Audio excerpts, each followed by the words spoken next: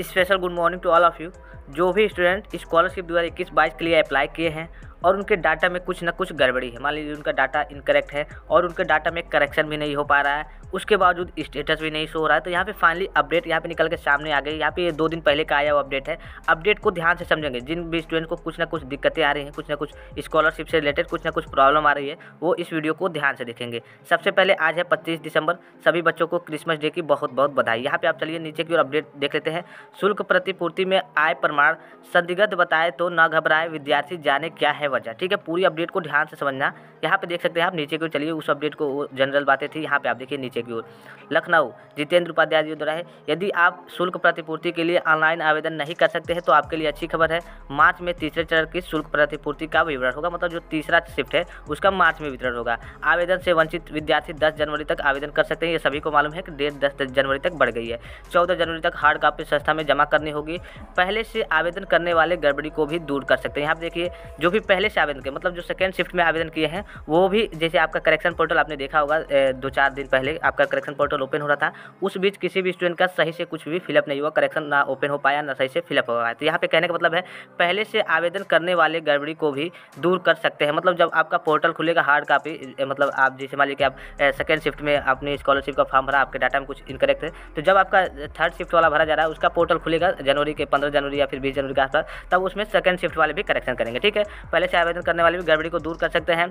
नवीनीकरण भी इसी समय किया जा सकता है, जो आपका रिन्यूअल होता है। यही नहीं, एक पिता के कई संतानों द्वारा आवेदन के दौरान आय प्रमाण पत्र लगाने पर वह संदिग्ध बताता है तो ऐसे में विद्यार्थी को घबराने की जरूरत नहीं है। उसकी हार्ड कॉपी जमा करने से कंप्यूटर का डाटा सही कर दिया जाएगा। मतलब देखिए, आपके मान लीजिए जैसे आजाद निवास होता है, ऐसे कई सारी चीज़ें होती है जो भी उसमें थोड़ी सी त्रुटि रहती है। इस तरीके से समझ लीजिए कि आपने क्या हुआ, आपका आजाद एक्सपायर हो गया, आपने पिछला वाला ही लगा दिया है, लेकिन अब आपने क्या किया, आपने नया वाला बनवा लिया है। तो आपको क्या करना है, उसमें संशोधित नहीं, मान लीजिए कि आपने स्कॉलरशिप का करेक्शन पोर्टल खुल गया, तो उस पर अगर आप संशोधित नहीं करते हैं, आप केवल आप कॉलेज में जाकर के इसकी हार्ड कॉपी दे देते हैं, फोटो कॉपी दे देते हैं, तो वहाँ से भी हो जाएगा, कोई दिक्कत नहीं आपको। ठीक है, फाइनली यहाँ पे कहने का यही मतलब है। अब देखिए, 10वीं छात्रवृत्ति व शुल्क प्रतिपूर्ति के लिए प्रतिपूर्ति के का मास्टर डाटाबेस करने, सत्यापन ना करने व छात्रों की छात्रवृत्ति शुल्क प्रतिपूर्ति आवेदन की संशोधित समय सारणी जारी की गई है। इसके अनुरूप संशोधन और आवेदन की हार्ड कॉपी जमा करनी होगी। विद्यार्थियों की ओर किए गए ऑनलाइन आवेदन में संशोधन करने के लिए 10 जनवरी तक समय दिया गया है। यहाँ पे देखिए, जो अगर मान लीजिए कि आपका सेकेंड शिफ्ट में है, ठीक है, अगर आप सेकेंड शिफ्ट में हैं, अगर आपका पोर्टल अगर 10 जनवरी के नहीं खुला तो आप आगे भी संशोधित कर सकते हैं, लेकिन आपका 10 जनवरी तक पोर्टल धीरे धीरे खुल जाएगा। काफ़ी सारी दिक्कतें आ रही है, सर्वर बिजी, साइट बिजी, काफ़ी प्रॉब्लम आ रही है, काफ़ी सारे स्टूडेंट के कमेंट आ रहे हैं। ठीक है, तो यहाँ पे सीधे शब्दों में दिया गया है, त्रुटियों को दूर कर प्रिंट की हार्ड कॉपी 3 दिन के अंदर संस्थानों में जमा करना है। नवीनीकरण कराने वाले विद्यार्थी 14 जनवरी तक त्रुटि को सही करा सकेंगे। यहाँ पे सीधे शब्दों में दिया है कि 14 जनवरी तक जो नवीनीकरण कराने वाले विद्यार्थी है, मतलब रिन्यूअल वाले, वो 14 जनवरी तक त्रुटि को सही करा सकेंगे। यहाँ पे चलिए नीचे की ओर चलते हैं, थोड़ा सा यहाँ पे ऐड दिखा रहा है, इससे कोई मतलब नहीं है। जिला स्तर के अधिकारी 22 जनवरी तक सत्यापन करेंगे। NIC की राज्य इकाई द्वारा 16 जनवरी से 31 जनवरी तक परीक्षण किया जाएगा। जनपदीय छात्रवृत्ति स्वीकृत समिति द्वारा 22 जनवरी तक शुद्ध डाटा के संबंध में स्वीकृत व निरस्त करने का निर्णय लिया जाएगा। कमी होने पर 22 फरवरी तक मतलब कमी हो, अगर आपके डाटा में कोई गड़बड़ी होगी, कोई कमी होगी, तो कमी होने पर 22 फरवरी तक इसे दूर किया जाएगा। नए नियमों के तहत तीसरे चरण की आवेदन की प्रक्रिया शुरू हो गई है। ठीक है, जो आपके तीसरे चरण की आवेदन की प्रक्रिया हो तो शुरू हो गई, आपको जानते भी है विद्यार्थी, इससे कोई मतलब नहीं है। चलिए यहाँ पे नीचे की ओर चलते हैं थोड़ा सा।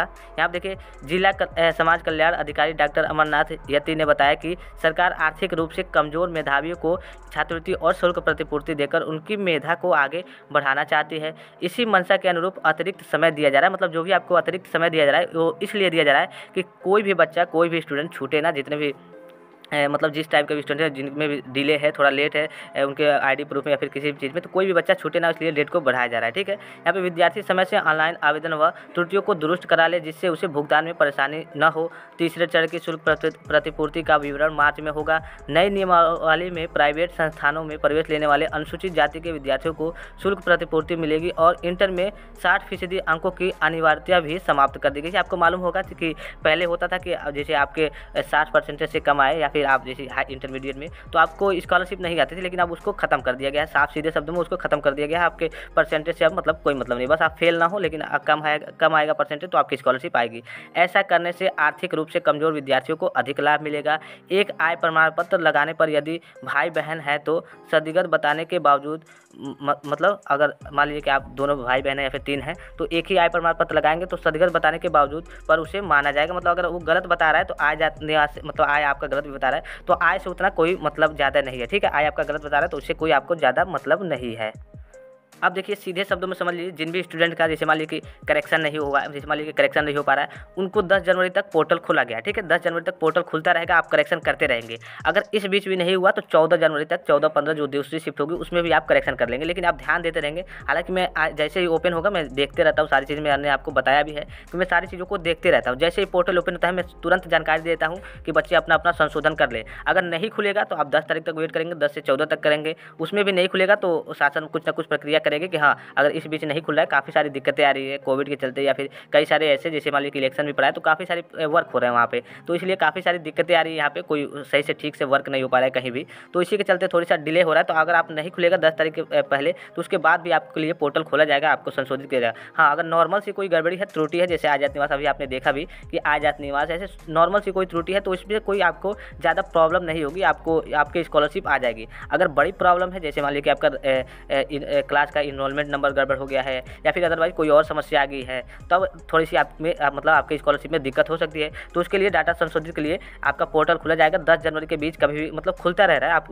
19 तारीख को देखे भी होंगे, मैंने एक बच्चे का ऑनलाइन किया था, लाइव आपको दिखा के किया था कि हाँ कैसे करेक्शन करना है। उसके बाद से उसका फाइनल प्रिंट सबमिट कर दिया, उसके बाद से पोर्टल खुल ही नहीं रहा है। काफ़ी 1-2 बार कभी कभी किसी बच्चे का, काफ़ी सारे बच्चों ने खोला कर भी लिया है, लेकिन काफ़ी सारे बच्चों का नहीं हो रहा है, काफ़ी दिक्कतें आ रही है यहाँ पे। तो आप बेल आइकन को प्रेस जरूर किए रहेंगे, या फिर बेल आइकन को प्रेस नहीं, यूट्यूब पे नहीं बने रहेंगे तो टेलीग्राम पे जरूर बनेंगे। वहाँ पे जो भी अपडेट आती है पहले बता दी जाती है कि हाँ आपका पोर्टल खुल गया है, आपको लाइव कैसे करेक्शन करना है, सारी चीज़ें वहाँ पे आपको बता दी जाती है। तो आप वहाँ पे जरूर बने रहेंगे, टेलीग्राम पे जरूर बने रहेंगे जैसे ही कोई अपडेट आएगी। और रही बात स्टेटस 2021-22 की, तो देखिए स्टेटस अभी तक कहीं भी जिनकी स्कॉलरशिप आ गई है, मैं बात कर रहा हूँ जिनकी स्कॉलरशिप आ गई है, उनका भी स्टेटस अभी तक शो नहीं कर रहा है, ना ही PFMS पे दिखा रहा है, ना मतलब कहीं भी दिखा नहीं रहा है कि हाँ उनका बैलेंस आया है, लेकिन उनका स्कॉलरशिप क्या हुआ, मतलब उनकी स्कॉलरशिप आ गई है। तो यहाँ पे काफ़ी सारी दिक्कतें चल रही हैं, काफ़ी सारी जगह आप चेक भी करेंगे तो सारी चीज़ें सही से बता नहीं मतलब आ नहीं रही है, खुल नहीं रही हैं, तो काफ़ी दिक्कतें चल रही है। लेकिन उससे कोई मतलब नहीं है, बस आपकी स्कॉलरशिप आपके खाते में किसी तरह आ जाए। आपको बस इससे मतलब है कि आपकी स्कॉलरशिप आपके खाते में किसी तरह आ जाए। तो आप करेक्शन को की डेट को ध्यान में रखेंगे 10 जनवरी तक, 10 से समझिए कि फाइनली 14 जनवरी तक मान लीजिए कि इसके बीच आपका पोर्टल खुलता रहेगा, आप ओपन करते रहेंगे। या फिर अगर आपसे ओपन नहीं होता है तो आप साइबर कैफे के पास, अपने नज़दीकी साइबर कैफे के पास जाएंगे, वहाँ से ओपन करा के वहाँ से उनसे पूछते भी रहेंगे। वो सब सारी चीज़ें जानकारी उनके पास होती है कि हाँ खुल रहा है, हाँ आपका करेक्शन होगा, सारी चीज़ें खुल रही है, यहाँ पे आपका करेक्शन हो जाएगा। उसके बाद से करेक्शन करा के सबमिट करा के फाइनल प्रिंट निकला के हार्ड कॉपी कॉलेज में दे देंगे। अगर मतलब ज़्यादा बड़ी गड़बड़ी होगी, तो अगर नॉर्मल सी गड़बड़ी होगी जैसे मैंने बताया आजाद निवास, छोटी छोटी गड़बड़ी होंगी, वार्षिक प्रणाली में अंक इधर उधर हो गया, तो इससे ज़्यादा कोई प्रॉब्लम आपको नहीं होगी। आप जानते हैं स्कॉलरशिप वाले जो फॉर्म देखते हैं कि हाँ ये बच्चा यहाँ पे पढ़ता है, यहाँ पे इसका एडमिशन है और इसने फीस जमा किया हुआ है, ठीक है, तो आपकी जाहिर सी बात है आपकी स्कॉलरशिप आएगी। इसके बावजूद भी अगर आपके मन में कोई क्वेरी, कोई डाउट उत्पन्न हो रही हो तो आप हमारे वीडियो के कमेंट बॉक्स में कमेंट कर सकते हैं, टेलीग्राम पर बने रहेंगे। फिलहाल आज के लिए इतना ही, धन्यवाद, थैंक्स फॉर वॉचिंग, मिलते हैं नेक्स्ट वीडियो में।